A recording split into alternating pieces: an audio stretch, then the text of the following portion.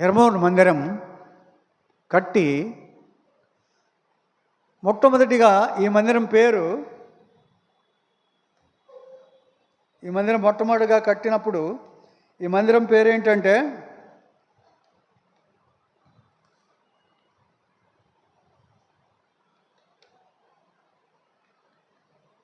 Bethesda. నేను పాట రాశాను. ఈ పాట రాసిన దాంట్లో ఈ మందిరాన్ని గురించి రాశాను. దాంట్లో మొట్టమొదటిగా ఈ మందిరానికి పేరు అక్కడ ఉండేది, ఇక్కడికి లేదు మందిరం, అక్కడ ఉండేది, దాని పేరు బెతెస్దా. తర్వాత కొన్ని సంవత్సరాల తర్వాత బేతనయ అని మార్చారు, బేతనయ మందిరం అని మార్చారు. ఆ తర్వాత కొన్ని సంవత్సరాలు అయిన తర్వాత ఇక్కడ హెర్మోన్ అనే పేరు వచ్చినటువంటిదిగా ఉంది. ఆ తర్వాత సియోన్ వచ్చింది, అక్కడ సియోన్ వచ్చింది. ఆ తర్వాత మోరియా వచ్చింది అక్కడ. ఆ తర్వాత బేతేలు వచ్చింది. ఇవన్నీ కూడా బేతేలు వాళ్ళు ఇక్కడికే వచ్చేవాళ్ళు, తర్వాత సపరేట్ చేసి అక్కడ పెట్టాం. అది చెప్తున్నాడు అనమాట. ఇక్కడ పాట పాడతాను. ఈ సునాద వత్సరమును ఎల్లరూ పరిశుద్ధపరచ, ఈ సునాద వత్సరమును ఎల్లరూ పరిశుద్ధపరచ, దేశవాసులు విడుదల నొంది దేవుని స్తుతించరండి. ఈ సునాద వాచరమును ఎల్లరూ బెతెస్దాగా ప్రారంభించబడి బేతనియగా స్థిరపరచబడి, బెతెస్దాగా ప్రారంభించబడి బేతనియగా స్థిరపరచబడి, హెర్మోనుగా పరిపూర్ణమై అది హెర్మోను మంచు వలె శుద్ధమై, శాశ్వత జీవము ఆశీర్వాదముతో దైవ శాశ్వత జీవము ఆశీర్వాదముతో అన్నను. ఈ సునాద వాచరమును ఎల్లరూ పరిశుద్ధపరచ, ఈ సునాద వాచరమును ఎల్లరూ పరిశుద్ధపరచ, సియోనుగా ఫలింపజేసి మోరియగా విస్తరింపజేసి, కర్మెలు పర్వత దర్శనమై లోజు బేతెలు మందిర దర్శనమై, సేవల నందిన సంగములన్నీయు 5 సేవల నందిన సంగములన్నీయు, ఈ సునాద వత్సరమును ఎల్లరూ పరిశుద్ధపరచ. కాబట్టి ఈ 4 సంఘాల పేర్లు. అంతకుముందు ఇంకొకటి ఉండేది మనకి అక్కడ కేడిపేటలో ఒకటి ఉండేది. ఆ కేడిపేటలో ఉన్నదాన్ని సహోదరుడికి ఇచ్చాము. ఏదేమైనా ఇక్కడ సంఘానికి 3 పేర్లు: బేతేలు, కర్మేలు, తర్వాత హెర్మోను. అక్కడ పెంకుల షెడ్ ఉండేది, పెంకుల మందిరం ఉండేది. అక్కడి నుంచి ఇక్కడ ఈ స్థలం వరకు తీసుకొని ఇక్కడ మందిరం కట్టాము. ఎలా కట్టారంటే 15 అడుగుల లోతు పునాది వేసి, ఇంత పెద్ద మందిరానికి ఇంత వెడల్పు 40 అడుగులు వెడల్పు. ఇది 40 అడుగుల మందిరానికి మధ్యలో పిల్లర్ లేకుండా కట్టడం చాలా కష్టం. మధ్యలో పిల్లర్ లేకుండా 40 అడుగులు బీమ్ వేసి కట్టడం చాలా కష్టం. ఇది బీమ్ ఇంత వేయాలి కాబట్టి లోపలిది వేసేది 15 అడుగులు పునాది వేసి అక్కడి నుంచి కాంక్రీట్తో కట్టుకుండా వచ్చారు.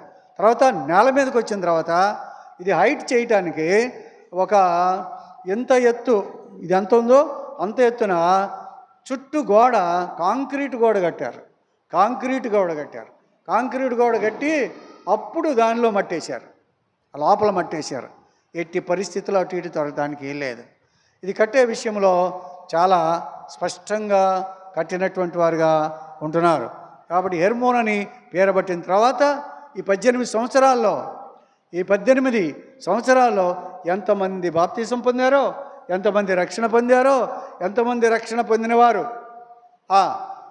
బలపడ్డారో వాక్యము ద్వారా, ఎంతమంది రక్షణ పొంది చచ్చిపోయి దేవుని దగ్గరికి వెళ్ళారో, ఎంతమంది బాగా ఎదిగినటువంటి వారుగా ఉండి ఈ స్థలము పరలోకానికి తీసుకువెళ్ళడానికి సిద్ధపరిచే స్థలముగా ఈ మందిరాన్ని ఈ 18 సంవత్సరాలు కూడా అనేక మంది ఎదిగినటువంటి వారుగా, ఫలించినటువంటి వారుగా, ఫలభరితముగా ఉన్నటువంటి వారుగా, పళ్ళు కాచినటువంటి వారుగా ఉన్నటువంటి వారు ఇక్కడ ఎదిగినటువంటి వారుగా ఉన్నారు. బాధ్యత కలిగిన వారు గాబ్రియల్ కానీ, సాల్మన్ కానీ, బోబ్తన్ కానీ, వాళ్ళ తర్వాత కానీ ఎవరైనా వెళ్ళిపోతూ ఉంటారు. విశ్వాసులు కూడా చనిపోతూ ఉంటారు. తర్వాత ఇంకా కొత్తగా వచ్చేవాళ్ళు వస్తూ ఉంటారు. ఆ విధంగా మందిరం అలాగా ఉంటానే ఉంటుంది. ప్రభు ఎప్పుడు ఉండేటువంటి వాడు. ప్రభువుకి మరణము లేదు. నీకు నాకు మరణం ఉంది కానీ, నీకు నాకు ముసలితనం ఉంది కానీ దేవుడికి ముసలితనం లేదు, మరణం లేదు.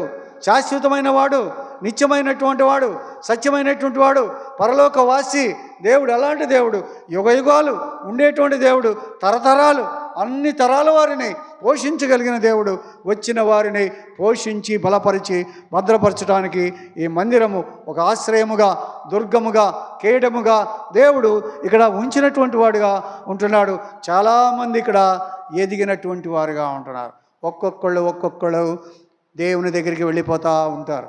ఇక్కడ మందిరంలో దొరికే మేత, ఇక్కడ మందిరంలో దొరికే ఆహారం, ఆశ్రయము, వీటన్నిటి ద్వారా ఎంతగానో ఎదిగి ఫలించి తిరిగి దేవుని దగ్గరికి వెళ్ళేటువంటి బిడ్డలుగా ఉంటున్నారు. కాబట్టి ఈ మందిరము దేవుడు ఆశీర్వదించినటువంటి మందిరముగా ఉండాలి. మనం మందిరాన్ని ఏం చేయకూడదు?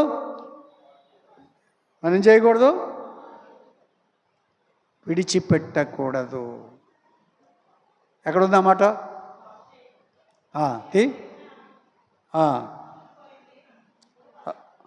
విడిచిపెట్టకూడదు. మీరు దేవుని ఆలయమై ఉన్నారని. అది కాదు అమ్మది, అది కాదు. అది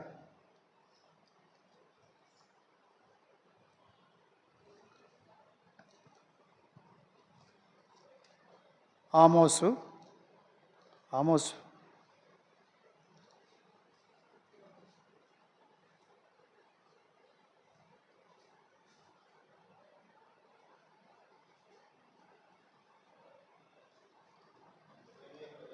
8 చదువు.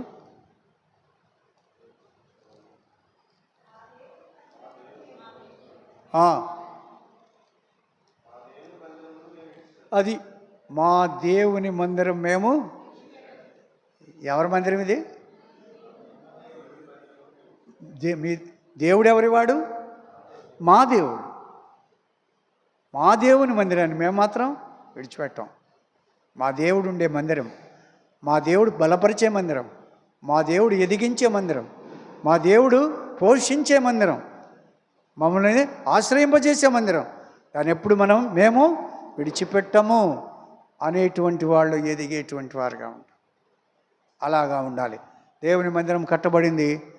మాకు మేము మర్చిపోయంగానే షారోను మరి ఫోన్ చేసి గుర్తు చేశాడు. ఇది ఎందుకంటే